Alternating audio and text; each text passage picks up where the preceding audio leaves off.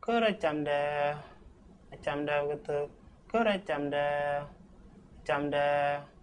Kurdian wera a chart, Kurdian ronganyidi, Kurdian the longcock, Kurdia, Kura chamda with Kura chamda, Kura chamda with Kura Kura chamda with. My name is Khor Bher. I came from Southern Sudan in a small town called Makwach. My parents are from a Dinka tribe. The Dinka tradition is, I think, mainly in the summertime or any time, even in the winter when the weather is not that very cold.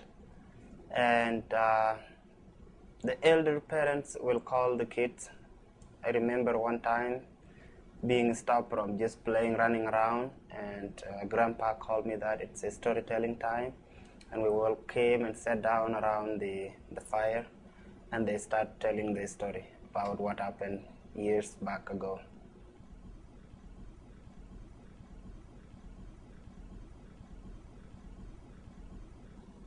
Until I was 6 years old, I was spending my days looking after our goats and playing around with the kids.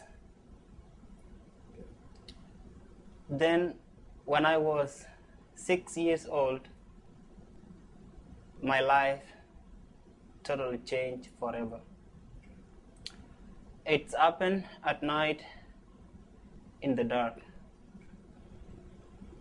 I remember being in that hut with my whole family, my father and my mother, and my other 4 siblings. And I remember having kind of like a sweet dream in the middle of the night. Then I thought I had fire, but it was bullets. And I began to run in the darkness. I didn't know where I was going. I was just making sure that I'm running away from those bullets. I ran as fast and as far I could. And I waited in the forest there until the following morning.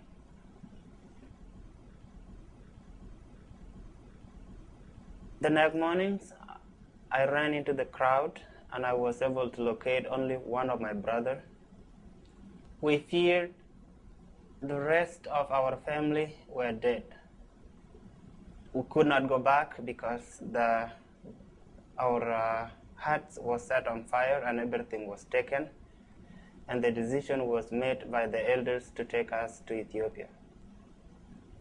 The journey to Ethiopia took us 1 month and it was 1,000 miles.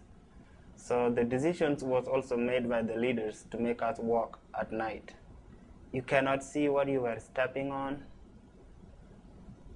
And I remember 3 nights attack from an unknown wild animal,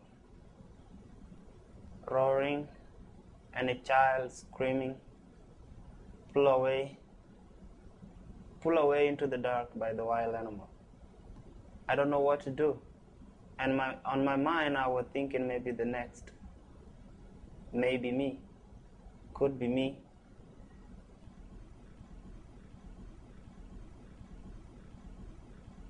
After we crossed the swamp areas, we went to this place. Water was another problem.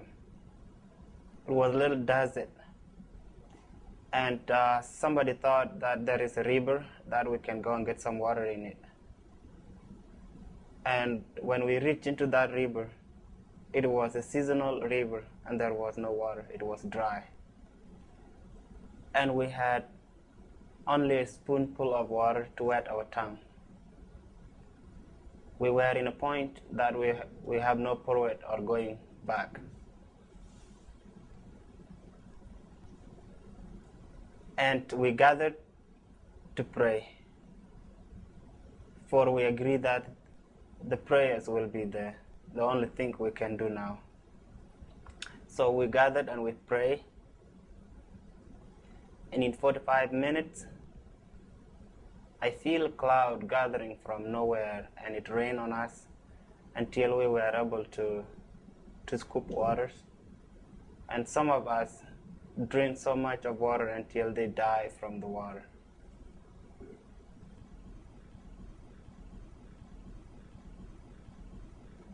From there, we finally made it to the Gilo River, the border of Sudan and Ethiopia. But we did not have canoes to cross it. We have to be carried by the elders to cross the river. In Ethiopia, it was about 6 months before we have any food in the camp. And when we asked the elders, they told us that they reported our case to the UN in Geneva. And our report, as soon as it came back from Geneva, is when we will get some food. And I didn't know where Geneva was by that time. We had nowhere to live. We were living under the trees, and a lot of diseases started breaking out. Dysentery, yellow fever, malaria, and some other disease that I couldn't even name. My days in Ethiopia in a camp, I was spending them looking for food. Each day we get out, the circle get wider and wider, and we were looking for leaves to boil for soup. And twice we were able to get a beehive, and it was very nice to have a honey to eat at that time. It was so sweet. It was so delicious.